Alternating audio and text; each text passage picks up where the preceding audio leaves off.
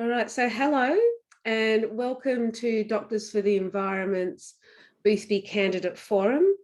My name is Kate Wiley and it's my absolute pleasure to be facilitating this event this evening. First, I acknowledge that the seat of Boothby is on Kaurna land, and I offer my respect to the Kaurna Nation and recognise the Kaurna people's continued connection to and sovereignty of their land. Hello to a group of people in Ghana is Namani.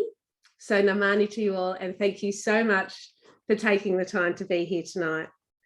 Tonight we're going to hear from 4 candidates for the seat of Boothby, and these are in alphabetical order: Jeremy Carter for the Greens, Jo Dyer, our independent candidate, Louise Miller-Frost for the Labor Party, and Rachel Swift for the Liberal Party. Each candidate tonight will be given 4 minutes to introduce themselves and present their vision for climate and health. These are going to be timed by our timekeeper, Janelle Sewell. Hi, Janelle. And times are going to be strict. After this, I'm going to be asking questions of all the candidates and we'll answer in a round robin fashion. They'll have 2 minutes to answer. And again, the times will be strict. I'm then going to open up to questions from the audience. You'll have to ask them in the chat or the Q&A feature. Kimberly Humphreys, hi Kim, is going to be helping me with that because it's kind of hard to facilitate and do the chat at the same time. Before we start, there's a couple of points I'd like to make. So Boothby is a marginal seat. It's the most marginal seat in South Australia and is currently held by the Liberal Party with a margin of 1.3%.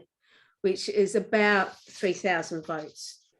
And, you know, going into this election, the Liberal Party holds government by 1 seat. So that means the result in Boothby matters and will have a material impact on who forms government and the shape of the political narrative for the next 3 years.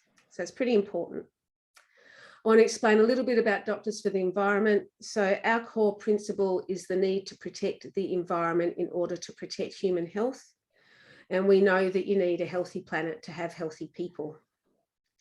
We also know that the health of our planet is under threat and that the most pressing threat that we face is catastrophic global warming and climate change. As health practitioners, we are seeing the effects of climate change now in our work. We are seeing deaths and disease from heat stroke, from fires and smoke, from floods and storms. We are seeing an increase in infectious diseases. We're seeing the impacts on the food and water supply across Australia and what that means for health. And not surprisingly, we're seeing a great deal of mental illness associated with climate change. We also know that it is unequivocal that climate change is caused by the combustion of fossil fuels, so coal and oil and gas, and that we need to drastically reduce emissions now to have any chance of limiting global warming to 1.5 degrees and ensure a healthy, livable planet. The IPCC's report that came out about a week or 2 ago stated that greenhouse gases needed to peak within the next 3 years for us to limit to 1.5 degrees. And if we fail to do this, we risk passing massive global tipping points from which we cannot recover. 3 years, 1 term of the federal parliament in Australia. So this election is really important. And if anyone out there watching has ever felt powerless in the face of the climate crisis, this election is your opportunity to make a contribution. Okay, so let's get into the forum. Before we started, we did a fun little random number generator to completely impartially organise the order of speakers. And the order that we came out was Rachel Swift, number 1, then number 2, Louise Miller-Frost, then number 3, Jeremy Carter, and number 4, Jo Dyer. So as we go around, the person who starts first will change. So everybody gets an opportunity to go first. But our first thing is everybody has an opportunity to kind of give us a pitch, their 4-minute presentation. At the 3.5 minute mark, I'll do the wrappy up motion. At the 4 minute mark, I'll do the time out motion. And then if it's getting too much, then I'm going to jump in and do the sort of stuff. Okay, so Rachel, you're first in your own time. Thank you very much. Well, excellent. And thank you so much to everyone for joining tonight for such an important discussion. And it's about the two topics that really motivated me to change career paths and put my hand up for Parliament, health and the environment.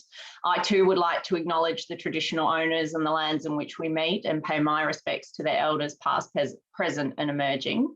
So a bit about me, I grew up here in Boothby. Our family home was in Erbray. My father was a soil scientist at CSIRO at the Outweigh campus here. So as far back as I can remember, we discussed arid environments, dissolved organic matter in the soil and water security. I was fortunate enough to complete some of my studies at the Outweigh campus and work early on in my career as a researcher at CSIRO. My undergraduate degrees were in molecular biology, honours in biochemistry. I did my arts degree in environmental studies before being fortunate enough to win a Rhodes Scholarship, which allowed me to go to Oxford to complete my doctorate in clinical medicine. And since this is a doctor's forum, I studied embryology and looked at left-right patterning in the early embryo and its relationship with congenital birth defects, namely the formation of the heart. After that, I worked for a company called the Boston Consulting Group. And I did that. I worked in Australia, the US, Europe. And I did that because I knew that if I wanted to have an impact on whole health systems and whole countries, then understanding business, strategy and operations was just absolutely critical. Over the decade I was there, I was fortunate enough to do a lot of really interesting projects. Some included helping to set up the International Consortium of Health Outcomes Metrics, now the OECD standard for PROMs, as well as acting as the leader of a US-based statewide integrated payer and provider system as it transitioned to a public-private partnership. Along the way, I became a fellow of the Royal Society of Public Health, took career breaks and went to join the Clinton Health Access Initiative, where I lived in Rwanda and worked across East Africa on maternal and childhood nutrition. And as this audience would know, that's critically important because without the right nutrition from before conception to 18 months, an individual will never reach their full social, physical, intellectual, or economic potential, locking countries into generations of inequality. I worked with the World Health Organization on polio eradication, and in 2014, I joined the UN mission for the Ebola response in West Africa. That was the first ever health mission and the fastest mission in its history, and I went to UN headquarters in New York to help get that mission through the UN Security Council and then deployed on the ground in West Africa in the 3 affected countries, Guinea, Liberia and Sierra Leone, to develop the strategy that prevented the epidemic from becoming a pandemic. Since then, I've returned to Adelaide and started my own business, which is really a healthcare advisory company, similar to the kinds of work I did with Boston Consulting Group. But by doing my own business, I've been able to focus more on the not-for-profit sector. That's allowed me to go up to Cape York and work with First Nations communities on economic empowerment and social determinants of health, and also work on improving health outcomes across a range of different diseases and conditions. One of my nearest and dearest is type 1 diabetes. In my spare time, I volunteer extensively. I'm in the CFS. I mentor future health leaders, particularly in the mental health sector. I've sat on the board of a school. I also sit on the board of GPEX, which is the RTO, which trains general practitioners here in South Australia and Western Australia. And look, I'm nominated for federal parliament because it's my belief that we need more scientists and people who have experience managing whole health systems to bring that depth of knowledge to policy development to address the challenges of an ageing population, healthcare costs which outstrip GDP growth, and climate change. I want policy based on real experience that has delivered outcomes. Thank you. All right, thank you, Rachel, for your introduction. And now, Louise, it's your turn. When you're ready, Louise. Thank you. Look, I'd also like to recognise that I'm on the lands of the Kaurna people, and I recognise that a number of you are on different Aboriginal lands, and also pay my respects to any First Nations people joining us here tonight. I'm running for Boothby because I want a better future for our community. I've been the CEO of Vinnie's, of Catherine House, a number of organisations. I run health services across South Australia in a range of areas. And I've spent my working life delivering outcomes that make a real difference to people in our community. I'm the mother of triplets, and I worry every day about the future, about what we are leaving for them.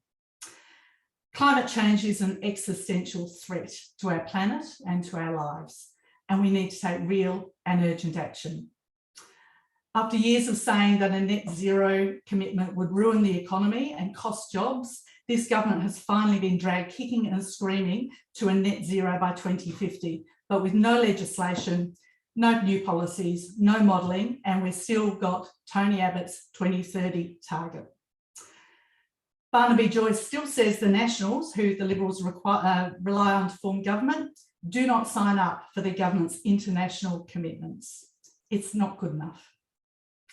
Australia is being left behind by a government that has refused to deliver real action on climate change, and Australia is missing out on the jobs, the growth, the opportunities that our abundant renewable resources could unlock. And I'm fed up with this government's lack of serious action. So one of the key reasons I decided to run for this election, and it's why I'm asking for your support. Labor's Powering Australia plan is a big step in the right direction. It will cut emissions by 43% by 2030, keeping us on track to reach net zero by 2050, which is vitally important. But it will also cut electricity bills by $275 a year by 2025, create 604,000 jobs, with 5 out of every 6 new jobs created in the regions, driving $76 billion worth of investment, and it will increase renewable energy generation to 82% by 2030. I apologise for my dog. Labor will also safeguard the Murray-Darling Basin and will uphold the Murray-Darling Basin Plan, laying the groundwork for the basin's future, delivering on the water commitments, including the vital 450 gigalitres for South Australia, increasing compliance, improving metering and monitoring, restoring transparency, integrity and confidence in water markets, and increasing First Nations ownership. I want to be a strong voice for Boothby to deliver a better future where we take real action on climate change, to drive down emissions, cut electricity prices and create jobs, strengthen Medicare to make it easier and more affordable to go to the doctor. And in particular, Labor will invest $135 million to trial 50 urgent care clinics designed to ease pressure on hospitals and in particular emergency departments. And this is a practical, tangible way of strengthening Medicare by improving access to vital services. I know to deliver any of this, we need to change the government. Only a Labor government will deliver real action on climate change and action to improve our health system. Thank you. Do the unmute. Thank you, Louise, and thank you to your dog for, encouraging. Pets are beautiful things out there. They really do help. Worse, one of my sons just came home. Yeah, don't worry. We've all got we've all got the Zoom effect, I think. Okay, Jeremy Carter for the Greens. You're next, please, Jeremy. Thank you, Kate, and thank you to Doctors for the Environment for having us all here tonight. It's great to see so many people engaging with the important issues of health and our environment. And my name's Jeremy Carter and I'm the Greens candidate for Boothby. I'm an engineering director and I've worked for 20 years on some of the biggest and most complex projects in the country and around the world. I'm also a long-term resident of Boothby, and I acknowledge that tonight I'm speaking from the land of the Kaurna people. So I'd like to get straight to the point on the issue of climate change. For the last decade, we've seen total failure from the federal government towards decarbonising our economy. This is a government which does everything it can to support fossil fuels using our money. Scientists, the community, and even business groups are clearly asking for a rapid transition out of coal and gas. Australia has vast renewable energy resources, and government investment in renewables would transform our economy, create thousands of jobs, and make us a major player in the global move towards clean energy. The problem is that both major parties are taking donations from the fossil fuel industry, and in return, The Liberal government is giving $10 billion every year of our money to subsidise coal and gas. In the Greens, we don't take corporate donations. We have integrity. This means we're here for you, for the community, and for the environment, which we all depend on in order to stay alive. So what are we proposing? We want a 75% reduction in emissions by 2030 and net zero emissions by 2035. This is in line with the science. So with the COVID pandemic, most people have realised that listening to science is a good idea. It's saved millions of lives globally in the last 2 years.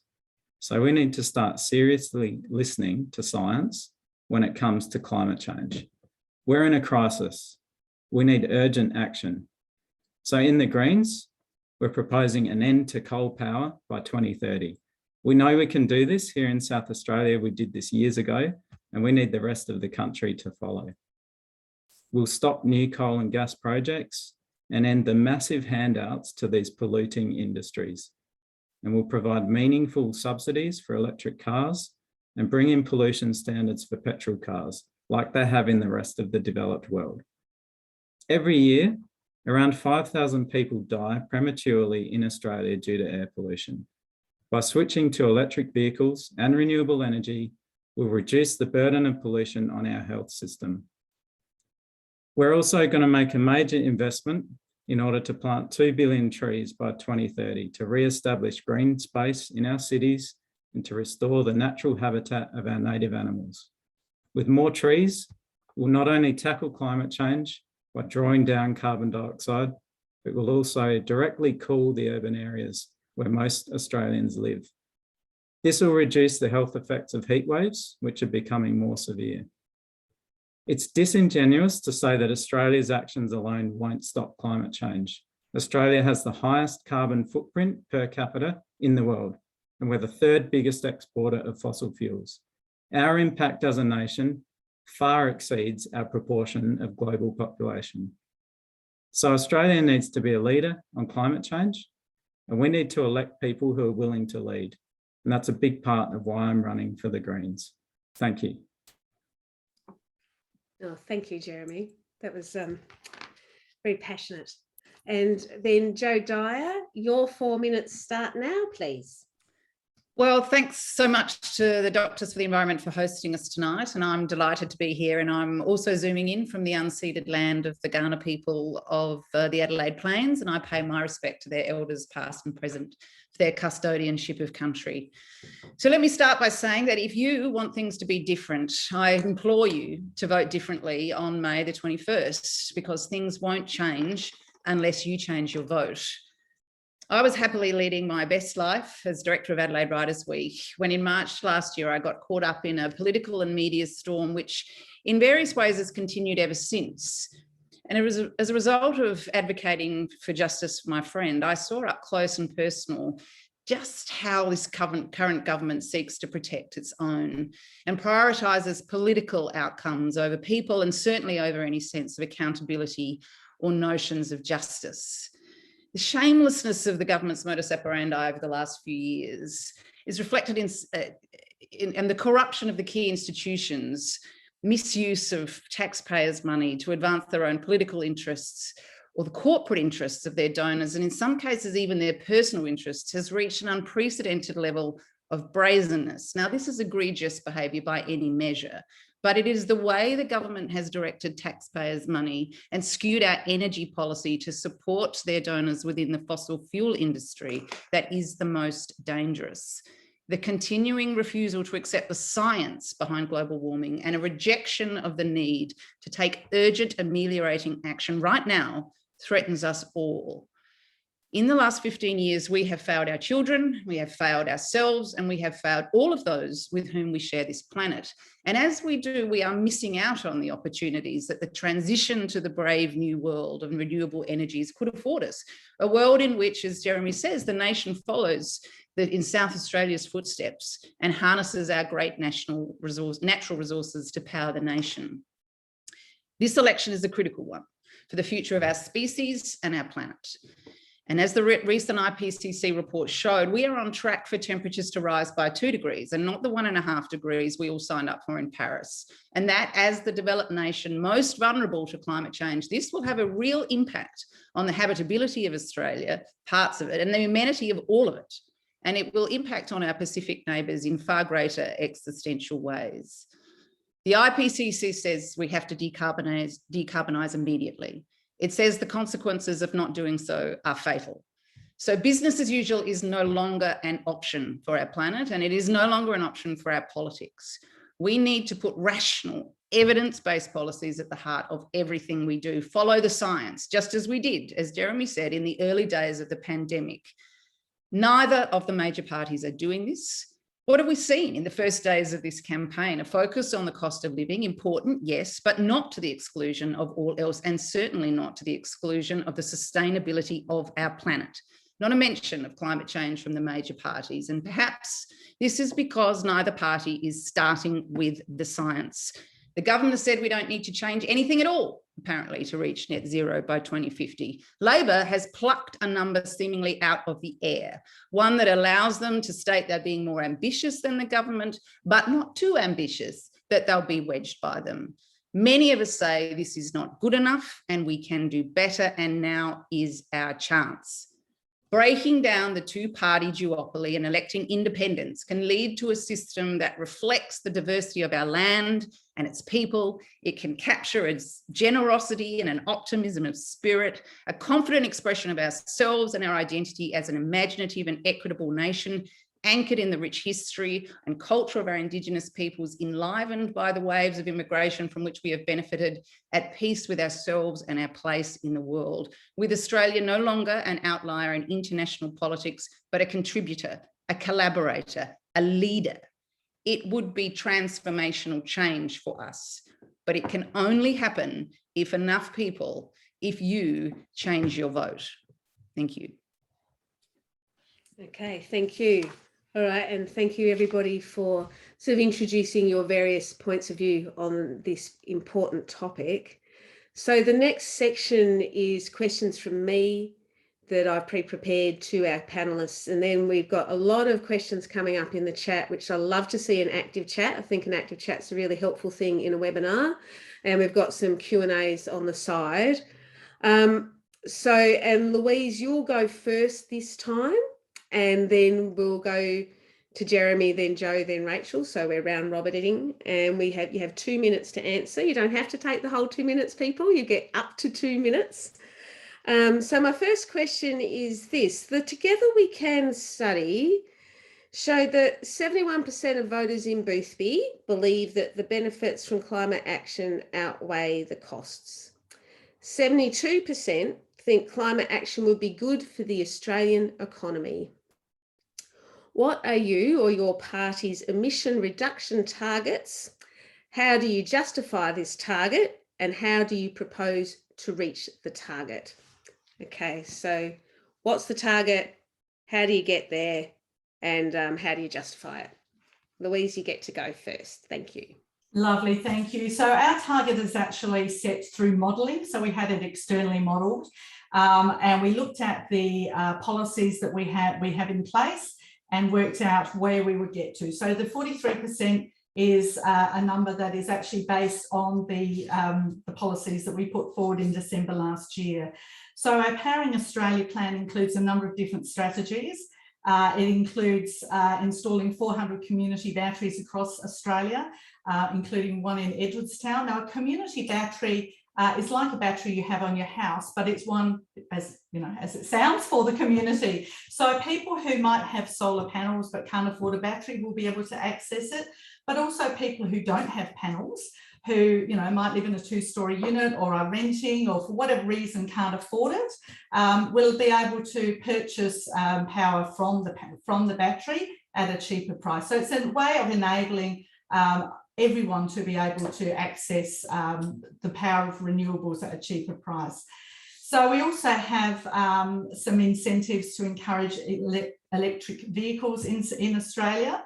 So we're looking at exempting the import tariffs, the fringe benefit tax and luxury car tax. And what that means is that our fleet buyers, who are major buyers, including public service, but major buyers like Hertz and Avis, to actually purchase electric vehicles. That makes a significant difference. Sorry, I'll be quick. It brings capacity for those electric vehicle manufacturers to come to Australia, and then drives a second-hand market because they turn their vehicles over every 3 years. We're also looking at upgrading the electricity grid so that we can fix energy transmission, and investing in renewable and manufacturing jobs through the National Reconstruction Fund to actually ensure that we're building industry in the renewable sector. All right, thank you, Louise. Jeremy, your response, your emission reduction targets, how do you justify them and how would you reach them? Thanks, Kate. I touched on this earlier, but the Greens clearly are going for a 75% reduction in emissions by 2030 and net zero by 2035. We justify this because it's what the science is asking for to mitigate the worst effects of climate change. The costs of climate change to our economy, to our health, to people and to our environment will be catastrophic if we don't take this action. That's why we're doing it. So there's a range of proposals that we have in order to achieve those goals.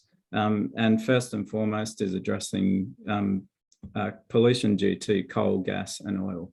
So we want to completely phase out coal generation by 2030, and we want to swiftly move to 100% renewables. And again, we know we can do this because we're very close to it already in South Australia.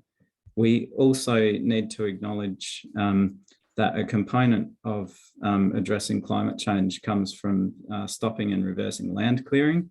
And so I touched on this earlier. We need to regreen our country. We need to plant more trees and stop the clearing of native habitat for our native animals. And we need to work on reversing deforestation. So those are some of the key things that we're looking to do in order to reach that goal of 75% by 2030 and net zero by 2035. Okay, thank you very much, Jeremy. Jo, take it away. Well, I would say we have to have a minimum of 50% reduction by 2030, and that is a minimum just to match what our allies and friends around the world are doing, so we're no longer an outlier. But I think we do need to be ambitious because, as Jeremy says, that's what the science is telling us.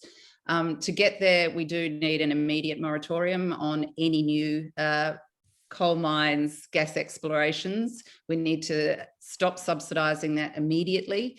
$11.6 billion in this financial year. That's $22,000 a minute that we are paying on these fuels, which are causing havoc for us and the sustainability of our planet. We really need to look at the structures that we have in place. We need to be electrifying everything that we possibly can, and then we need to be using renewable energies to power that electricity. These are really relatively simple things that we can do. And what I think is most distressing is that so many of the solutions that we need to follow are known and have been known for some time. That is one of the elements of hope that was in the IPCC report. They outlined the technologies and the strategies that we need to adopt. It did include things like stopping land clearing, greater greening of our environments in order to have carbon sinks here. Like, the strategies are relatively straightforward, and that's what makes it so kind of perplexing as to why we are risking everything for the sake of an industry which is undermining our safety and security. And that is where I'm afraid you do start to get suspicious and cynical about the politics being practiced at a national level and the amount of money that is going from the fossil fuel industry into both major parties, and the revolving doors that seem to be between the boards of these companies, ministerial officers, even our parliaments and senior public servants. So, we heard at the last election campaign that EVs were going to ruin our weekend. Now there seems to be some Damascus style transformation going on, but without actually the policies and strategies to back it up. Sorry, I do tend to bang on. I've stopped. Thank you, Jo. And also I missed the the little timer myself there. I was watching you. I'm going to blame you for that. Yeah, okay, I'll take it. That's fine. Okay, so, obviously and so Rachel, you're next. What is your party's emissions reduction target? How do you justify this target? And how do you propose to reach it? Sure. Well, look, I think it's pretty clear that the Liberal coalition government was the first party of any party to be able to legislate a net zero target, which is 2050. I've been pretty clear as an individual that one of the things that I would do if elected is push us to have more aggressive reductions, which I think we're well placed to be able to do. As others on the panel have mentioned, there's a lot of technologies, and that's one of the things that as a scientist and someone who spends a lot of time working out how you actually deliver outcomes, I'm particularly interested in. Obviously, 2 minutes and being a candidate for politics makes it hard to fit in all the policies that would actually get us there and get us there faster. But some of the ones that I'm particularly passionate about are the 1.2 billion invested in 7 hydrogen facilities. We are resplendent with natural resources in Australia, solar power and wind power. But as many of you would know, that doesn't always come at the time where we need the greatest demand of power. So being able to make a source of power that's storable is incredibly important. If we want to move away from fossil fuels, then what we actually need is fuel sources that can be exported. Solar is part of that, but as many of you would be well aware, they're difficult to recycle solar panels, and they're often made of rare earth minerals that have both ethical conundrums with mining them, but also ability to recycle is just tough and creates waste. So hydrogen with the new technology that we have available, oh gosh, well, that was very fast.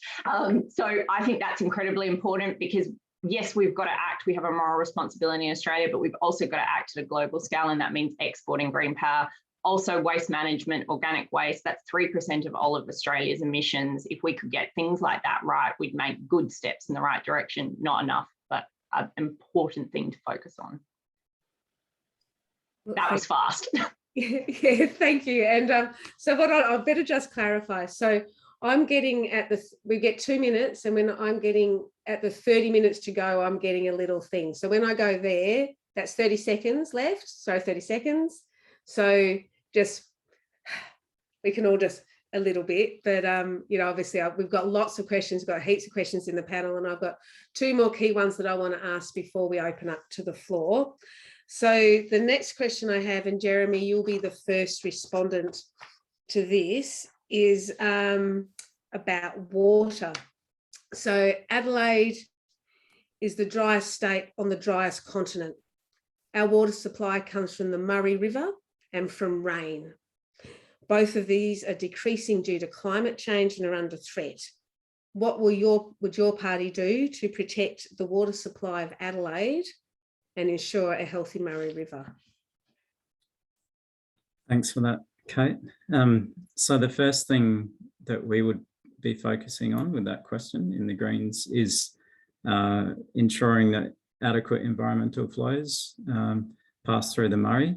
And that's one of the problems that we have in Australia, where we have the Nationals and the Liberals in power. Barnaby Joyce is controlling the water that we get in the Murray. So the best thing we can do is put the Liberals last, kick them out of government so that we can get control back over what's happening here in South Australia.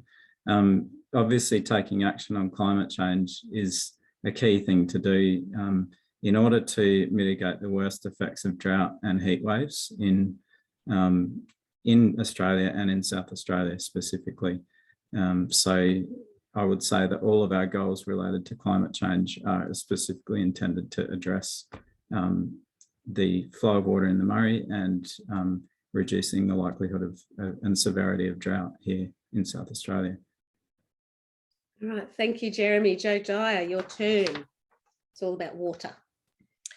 Well, the Murray is our main source of water, and it's just extraordinary to me the way that it has been treated and the authority which is supposed to govern it has been corrupted. And we just saw last week that a fossil fuel executive was appointed chair. You know, it's the brazenness of the disregard for environmental outcomes at the moment, which I find so staggering. So we need to ensure that the authority itself has integrity and that it has authority over the Murray. We need to ensure the environmental flows as they should be. We need to reduce the amount of extraction for irrigation that is going on upriver.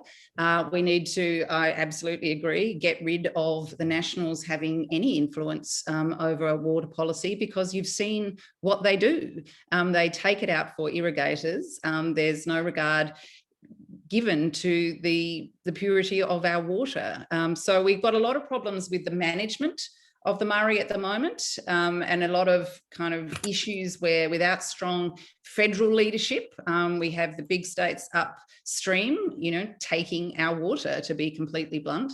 And that is, of course, exacerbated by the real problems that we're seeing in increasing temperatures and so greater evaporative loss.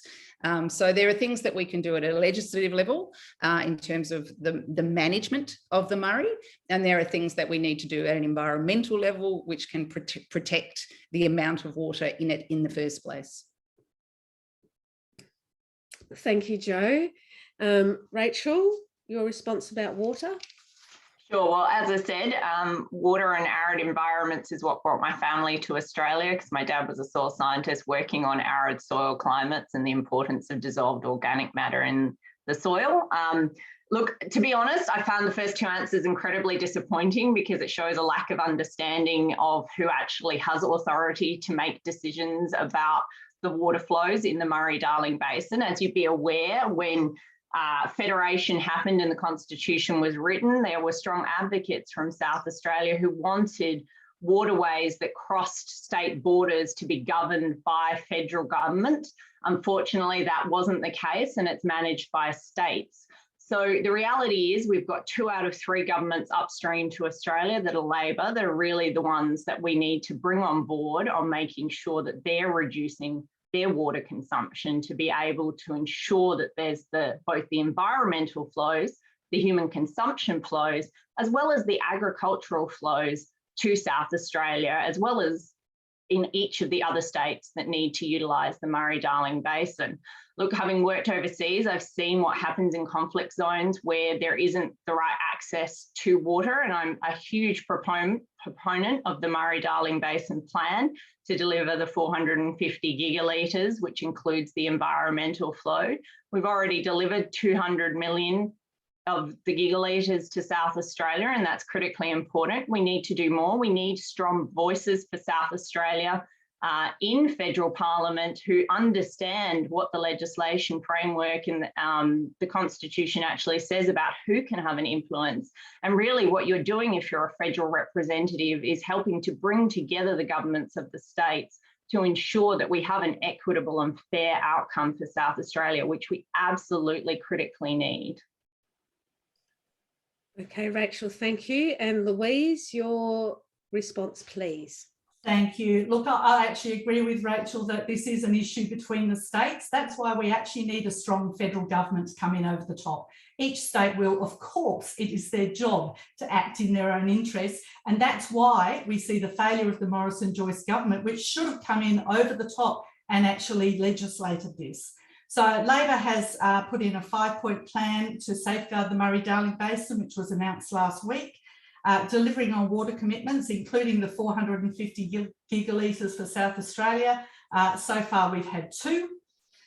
Increasing compliance and improving metering and monitoring, restoring transparency, integrity and confidence in the water markets and water management, increasing First Nations ownership and involvement in decision-making, and updating the science. Instead of which, and I'll refer back to Jo's comment about the former National Party member John McVeigh, who is a friend of Barnaby Joyce, used to represent irrigators in his home electorate of Queensland, is now the chair of the Modernising Murray River Systems, which has been tasked with a 12-month review of water infrastructure around the southern Murray-Darling Basin. That would be us. So, you know, I think we really have to say that the Morrison-Joyce government has not been acting in good faith on this, and it does require federal intervention. It is a federal system. It crosses states. The state premiers, it is their job to do what's right for their states.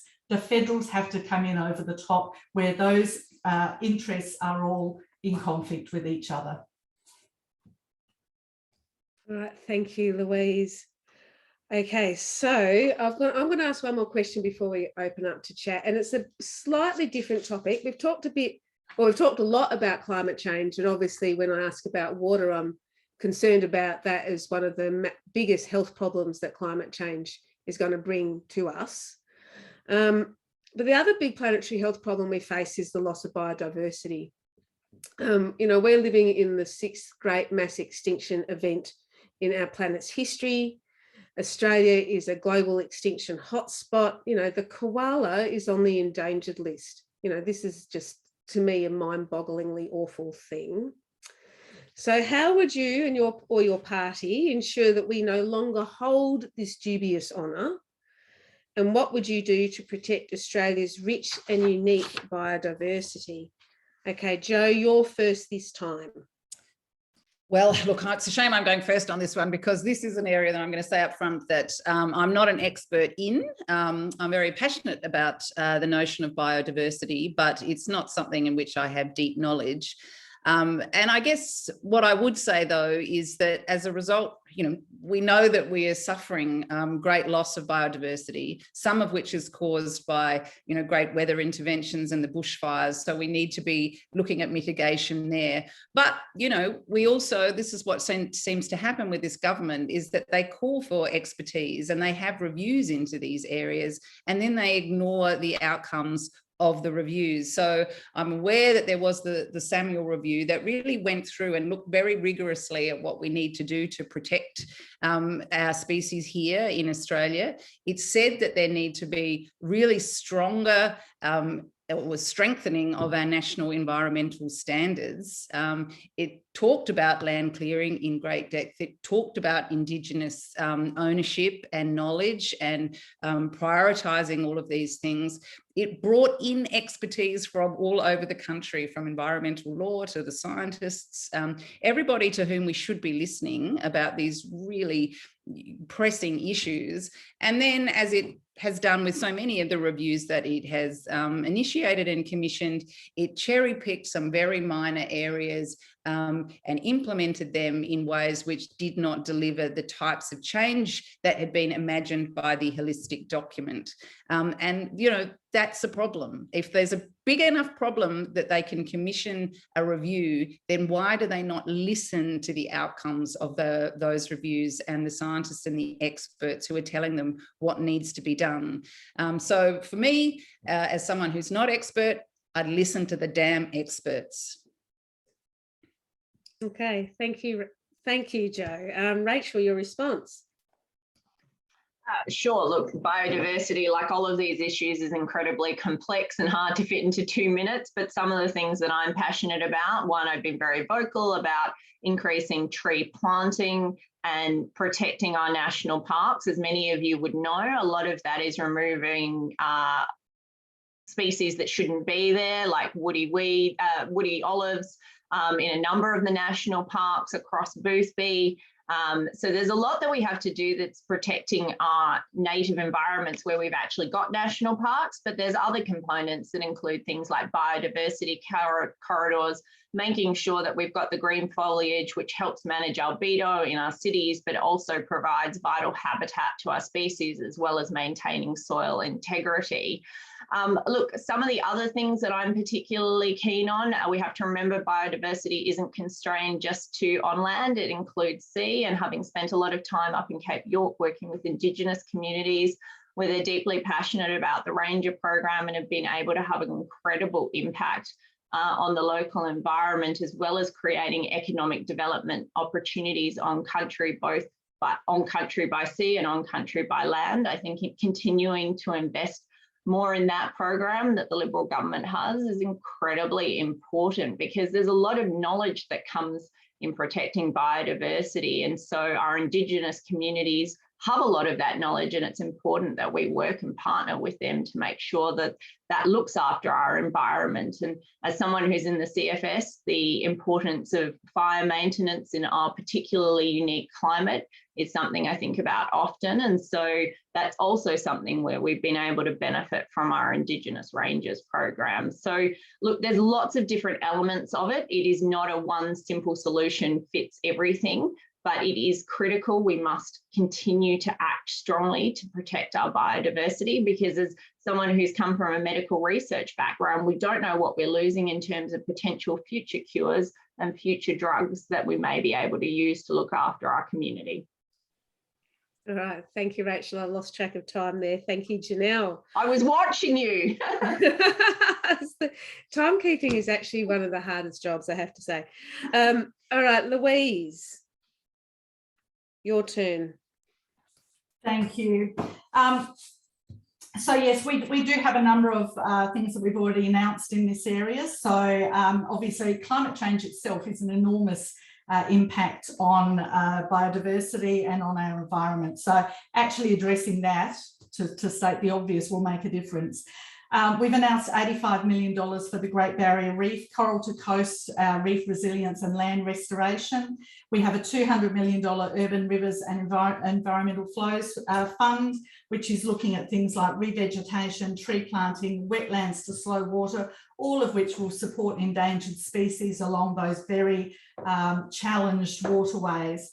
We're also looking at doubling the number of Indigenous rangers who work in the Indigenous protected areas, and really looking at the sorts of things that, you know, reversing the sorts of things that have happened under this current government. So they've cut 40% of funding from Environmental Department, removed the largest area of conservation from protection in marine parks, and weakened the environmental laws by handing them over to the states. Once again, this is a big issue. It affects all of us, and it has to be standardised across Australia. This is a federal government issue, and we need it to be treated that way.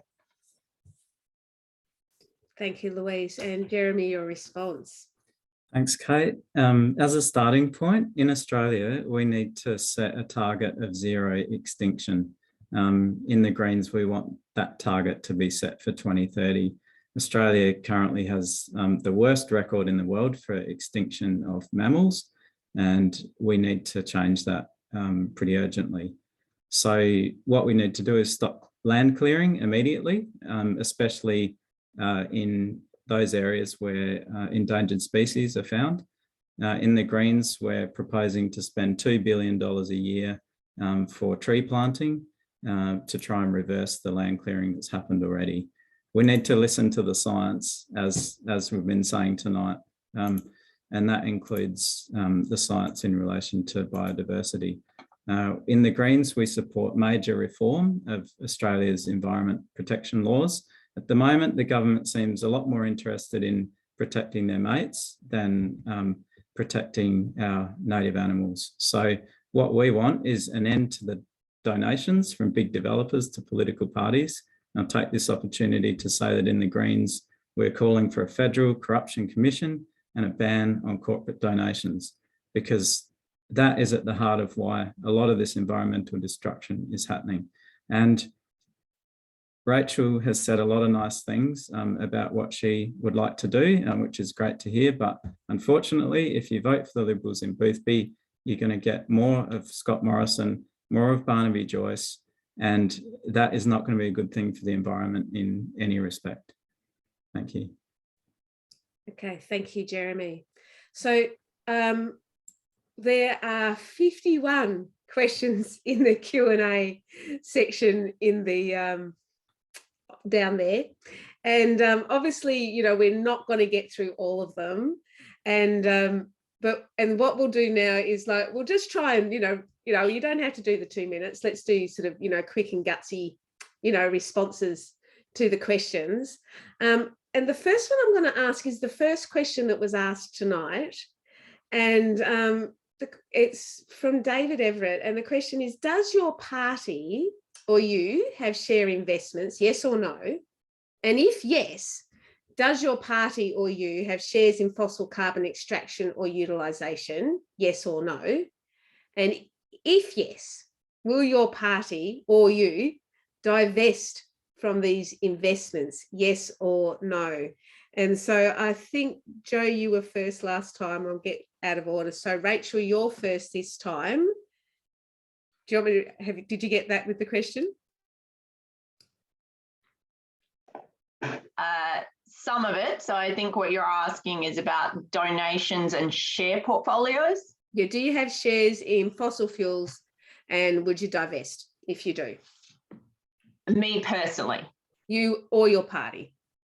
Right. So I do not know what share portfolio is in Liberal hands. I know that our party, like all parties, accepts donations and they're publicly disclosed as per the Electoral Commission. I'm happy to take whether or not there's a share portfolio on notice.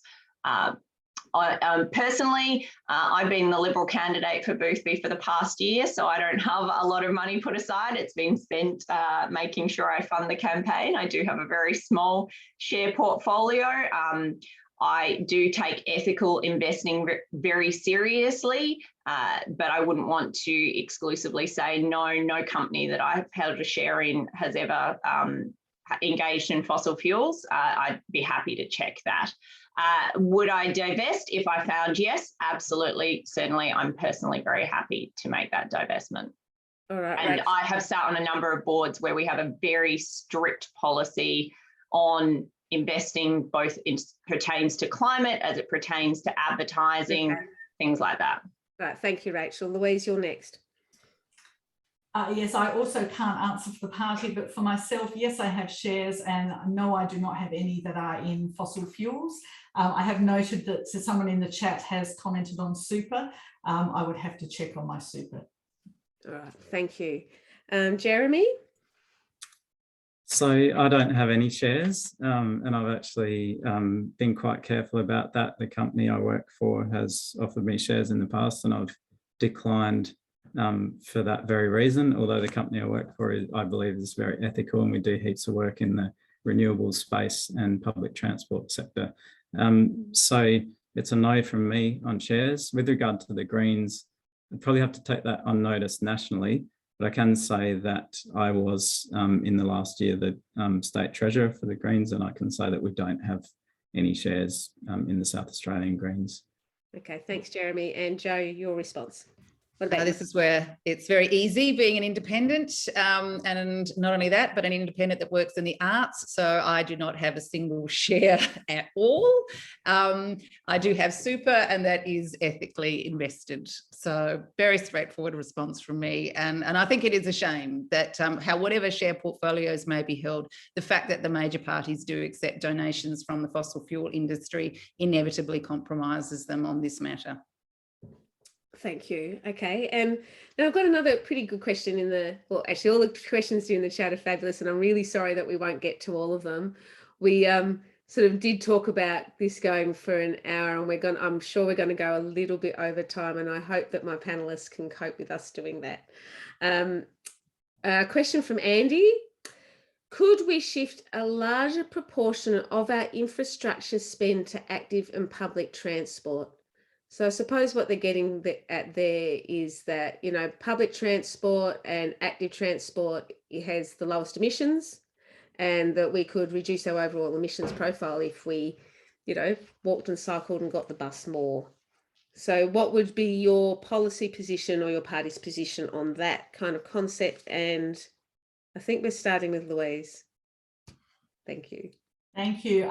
Look, to be honest, I don't know that we actually have a policy position on that. What I would say is that obviously active transport and public transport is very much part of the mix in terms of what we need to do going forward as a community. I think one of our challenges has been during the pandemic that people have been choosing not to go on public transport and have felt it's a risk. So hopefully that will come back again. We know that the state Labor government has committed to deprivatising trains and trams. So hopefully that will be part of the mix in terms of getting back to more public transport affordability. Thanks, Louise. Jeremy, you're up. Thanks, Kate. This is one I'd love to talk for days about. I'm very passionate about public transport and active transport. It's clearly something we need to be investing in more in order to tackle climate change, but it's also better for people, better for our society. In the Greens, we are proposing a major shift in investment towards public transport and active transport. I noticed in one of the comments, someone was saying this is more of a state issue. These big projects are generally funded by a combination of state and federal funding. A lot of the time, the big money is coming from the federal government. And I believe in Australia, we've got this completely wrong. All the money is going into roads with a tiny amount going into public transport. We need to change that, especially in South Australia. Thank you. Thanks, Jeremy. Jo? Yeah, look, I would agree with Jeremy in this. I think that there is an obsession with roads in this country. I think it's a very easy kind of boondoggle in lots of ways. And then when we do put money into rail, it seems to be inland freight rail, which is about getting kind of coal faster from the mines to the ports, rather than thinking about human needs. It is often, it is more or less a state issue, but as Jeremy says, where money, as we've seen, as money being scattered around for any kind of infrastructure projects and mostly marginal seats that need to be won or retained by the government at the moment, where the federal money is invested makes a really big difference. I would give kudos to the Labor Party in its previous term of government when it looked at infrastructure spending to transfer the decision-making to Infrastructure Australia as an independent body. Well, not so much the decision-making, but the recommendations that were then made that were implemented much more on nation building. But certainly prioritising that kind of human-level transport, it just makes so much sense from both a human and environmental perspective. Okay, thank you, Jo. Rachel?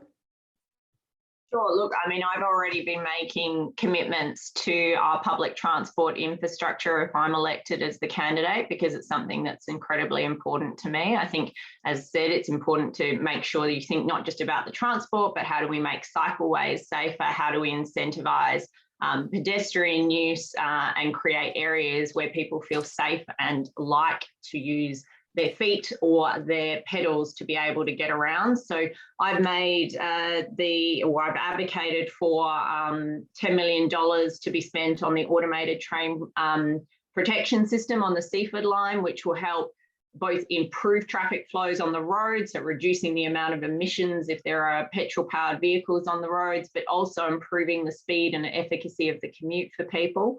I've also made the commitment, if I'm elected, to improving the intersection of the tram train at Marion and Crossroads with Anzac Highway, as well as doing the study for the Morphett Anzac tram intersection, which people in Boothby will know is a terrible design and incredibly complex because of the high water table to develop a solution. So I'm really committed to making sure we have a plan, because I want as many people using public transport as we can. It's good for the environment. It's also good for community and a sense of connectedness to people, which we'll need as we continue to emerge from the pandemic. Look, one thing I would say though is I've noticed a few comments, but particularly directed at Jeremy. I find it very disappointing that someone would say you have no ability to have an influence on others in your party when you've actually come to nominate as a candidate with a proven ability to get political decisions made in some of the most complicated political environments on the planet. So look, I would make the point that on that comment, I have a proven ability to deliver change and real outcomes which have saved lives, and that's exactly what I would bring if I were the candidate for Boothby after the election. All right, thank you, Rachel. And sorry, I've lost it. Louise, you're next. No, I was first. I'm done. Oh, I'm sorry. I can have another go if you like. All out of whack. Well, I'm Round trying to two. multitask and it's a bad idea. I should learn not to, but of course I multitask all the time. All right, I'd like to ask a question about, we've got a question here from Jeremy Orbit. So this means, Jeremy, you'd be starting first on this one. What is your opinion of the effectiveness or concept of the gas-led recovery? And how do we protect industry and the economy while transitioning to green energy? So yeah, the transitioning concept. Thank you, Jeremy. Thank you. That's a great question. My opinion of the gas-led recovery is probably pretty obvious. It was a result of getting a bunch of gas executives and then asking them what they think Australia should do to recover from COVID. And the answer they came up with was not surprising, which was spend more money on gas. It's completely the wrong thing to do. We need to be transitioning out of fossil fuels. It's actually risking our economy taking this approach. The longer we leave it, acting on climate change, the greater risk there is to our economy of other countries putting tariffs and maybe outright trade bans on our country because of our inaction on climate change. And the gas-led recovery is an example of what we're seeing in this country, where political donations, the revolving door between government and industry, is leading to outcomes that aren't in the best interests of Australia. They're in the best interests of donors and the mates of the people in government. All right, thank you, Jeremy. Jo, what do you think about the gas-led recovery and transitioning? Well, look, I would have to agree with Jeremy on this. I mean, you know, the International Energy Agency, which is not known to be a hotbed of radical revolutionaries, are the ones who are saying that we should be, that there can be no more new exploration of gas fields. And yet at the same time, we have the government actually putting money in as subsidising the exploration of new gas fields and strategic sites, as they call them. I mean, the gas-led recovery was only ever in the minds of gas executives and the coalition government.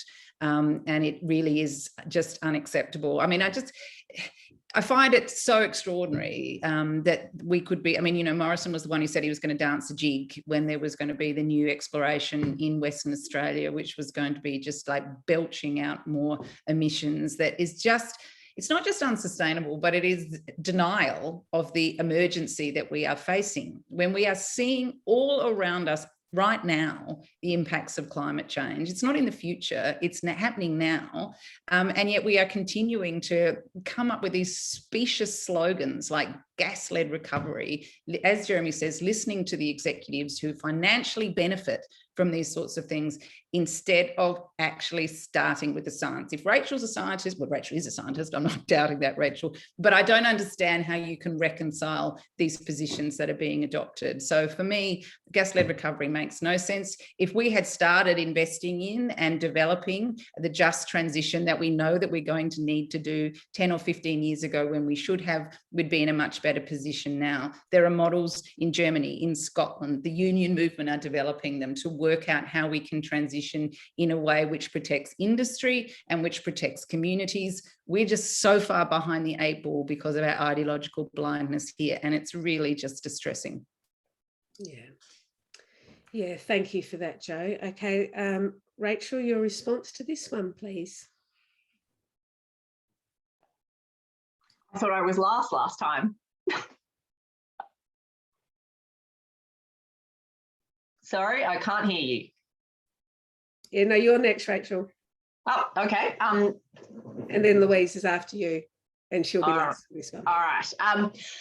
Sure. Look, I make no apologies for anything that takes a step to reducing carbon emissions as quickly as we possibly can. I think we've got to do what we can do immediately, but that doesn't take away the fact that we need to have investments in technologies that will help us reduce carbon far more. I'm focused on green hydrogen, which I talked a little bit about at the beginning, because that's a zero emission and it relies heavily on our natural resources, and we're already investing in 7 hydrogen plants around Australia in regional communities, because we know they're the ones that will be hurt the most.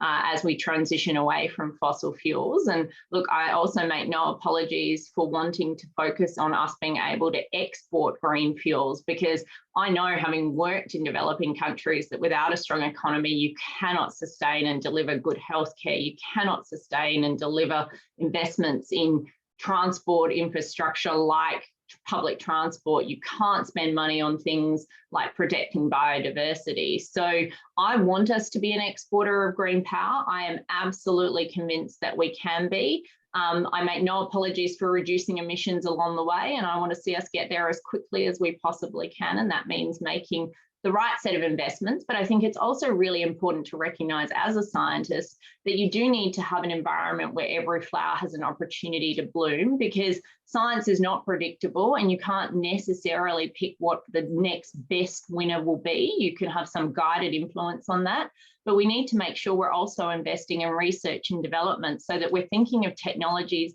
that we don't even know about, or things like block batteries that are being tested up in smelters in Queensland, so that we've got these alternatives and diversity in our energy system to future-proof us if one perhaps doesn't work out or doesn't deliver the magnitude of benefits that we're hoping. Okay, Rachel, and thank you for that. And Louise, your response, please. Sure. Yes, well, I also think, I mean, gas-led economy is still carbon, so no. And I am on board absolutely with that green hydrogen, as is Labor. The part of the question that really excites me is the transition. And I don't think that we should look at transition as, oh my God, this is going to be terrible. It's actually a fantastic opportunity. 85% of our major trading partners are committed to net zero. Global capital is decarbonising. We're heading down this track anyway.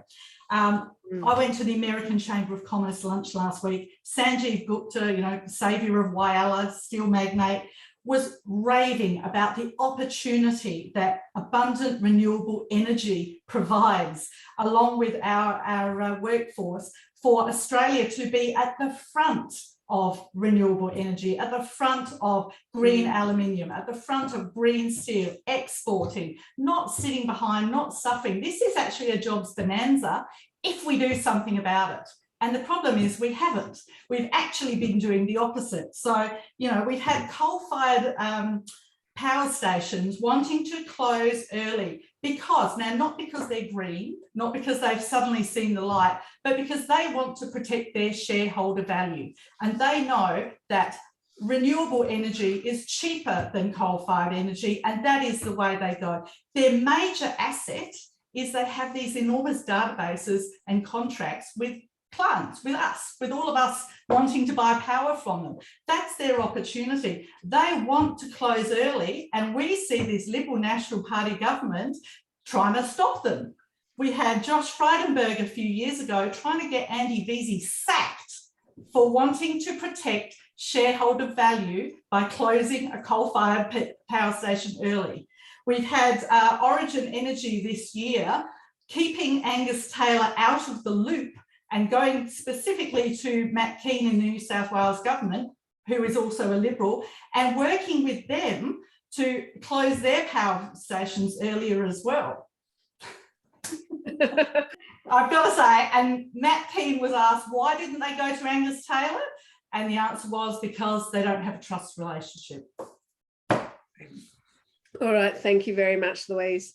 All right, I think we'll do one more question and then I'm going to wrap it up. And that way we have a sort of an even spread. And this is a question a lot of the questions we're getting are all about renewables, or they're all about climate, they're about the transition, they're about what are we going to do about this. And, obviously there's some really passionate voices in this room, and then there's a lot of passionate people online here tonight watching this. So what I really want is this sort of a visions question about Australia. So, because, like at COP26 last year, we came last in global action on climate. We were given the colossal fossil award, which is, a wonderful piece of alliteration. And, so what I really want is, why do you think, you as individuals, you don't have to speak for your party, you can speak for yourself.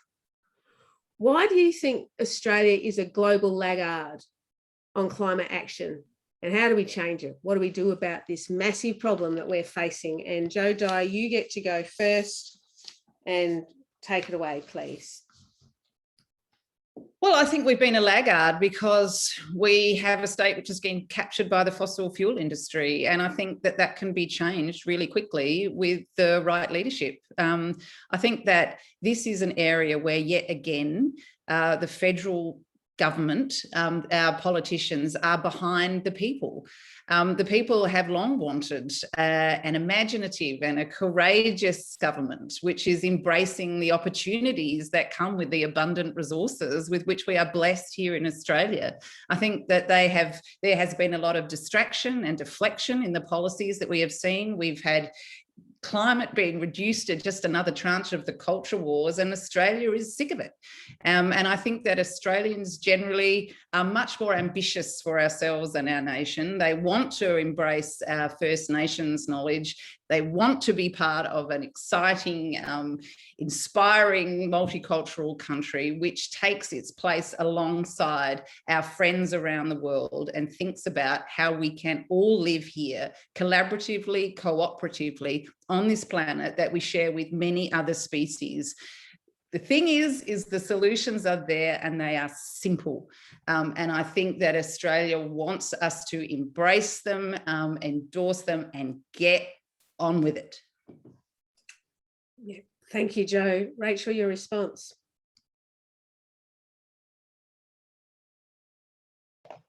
Apologies, someone had to get there talking on mute. Look, my vision for the future is very much about us being a world leader and having impact, not just in Australia, where we have a moral and obligation really to do something, but where we can actually shape the planet. We have one of the highest solar uptakes in the world, but that in and of itself is not enough. We've got to invest in new technologies. I've already said that comes from research development, that comes from diversifying the portfolio of renewable sources. And look, it's really about bringing industry along on the journey. Louise has already said green steel, which is coming from Fortescue Metals, that are really investing very heavily on that. Their green steel comes from green hydrogen, which I spoke about earlier. So I think that Australia has an unparalleled opportunity to be a world leader, because really, how do we fix climate change globally is we have an impact on countries that are truly, truly the biggest emitters. And I'm not stepping away from us being a big emitter per capita. We've got to do better, and I'm a strong advocate for that. But 3 countries account for 50% of all global emissions of carbon. If we want to fix the problem, we need to be bringing them along on the journey, which means good, strong international diplomatic relationships, and it means someone has to be providing them with a viable alternative fuel source, which I fully believe green hydrogen can be. Okay, thank you, Rachel. Louise? Yeah, look, I think our problem has been very much ideology over evidence. If I go back to 2011, when Julia Gillard introduced the carbon pricing system, that was the only time we actually had a reduction in carbon emissions, and it was removed due to ideology, not because it wasn't working. So I think, you know, like we've all been speaking about, the opportunity is there, and we need to actually stop looking into the past and holding on to what we may or may not lose, because we're going to lose it anyway. It's going, you know, global capital is not going to be investing in more fossil fuel long term. They've got a 40-year time frame. They're not interested. We're not going to be continuing down that track. We actually need to look at the enormous opportunities that we have ahead of us. And, you know, the plans we've got ahead that Labor's put out will create 600,000 jobs, and that's been independently measured and modelled by an external party. Chris Bone has committed to reviewing the carbon credit system so that we can stop the rorts that are actually making it worse for the environment and wasting taxpayer money, and make this work for us. We have so much natural advantage here in Australia, and we've been throwing it away with both hands. We actually need to stop and reverse. Okay, thank you, Louise. And Jeremy, you to finish. Thanks, Kate. I think it's pretty obvious that the vast majority of Australians really want us to do better on climate. And we can see that in South Australia by the extent to which we've embraced renewables on our rooftops. And that's something that people have gone out and done.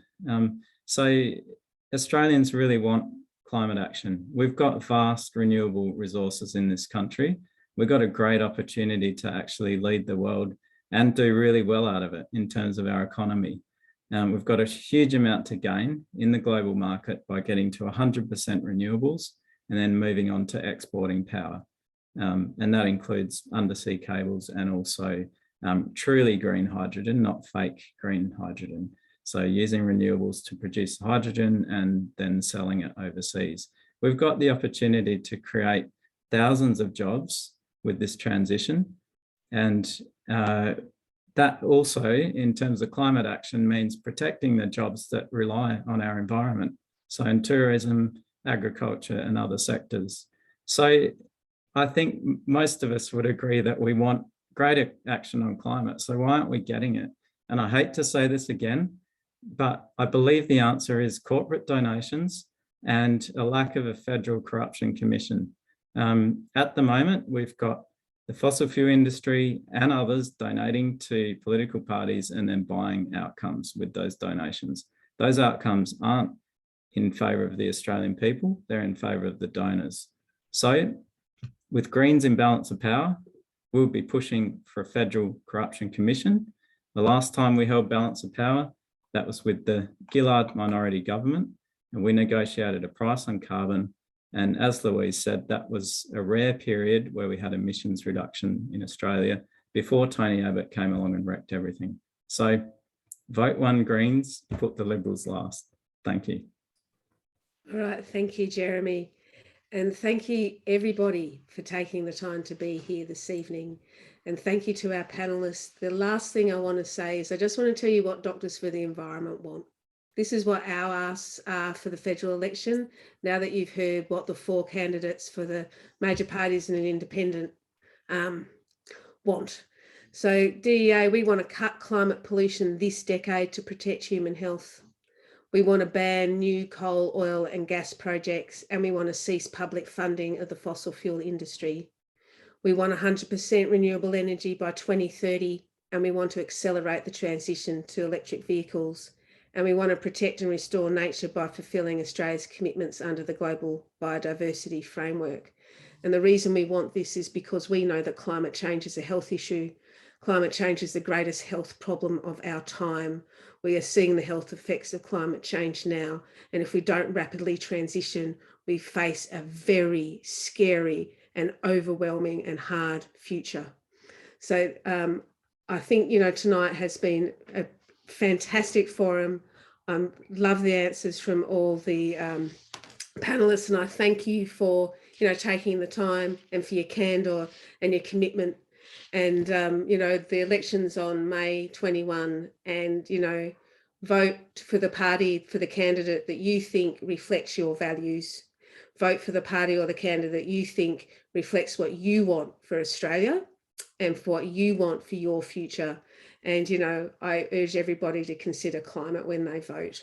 All right. Thank you all very much. And, let's give our candidates a round of applause. I don't know if we can do the clap on a webinar feature, but I want to thank you all very much. And, go from there. All right. Good night, everybody. Thank you very much for coming along. Thank you, Bye-bye. doctors. Thank you. Thanks for having us. Thank you all. Good night. Good night.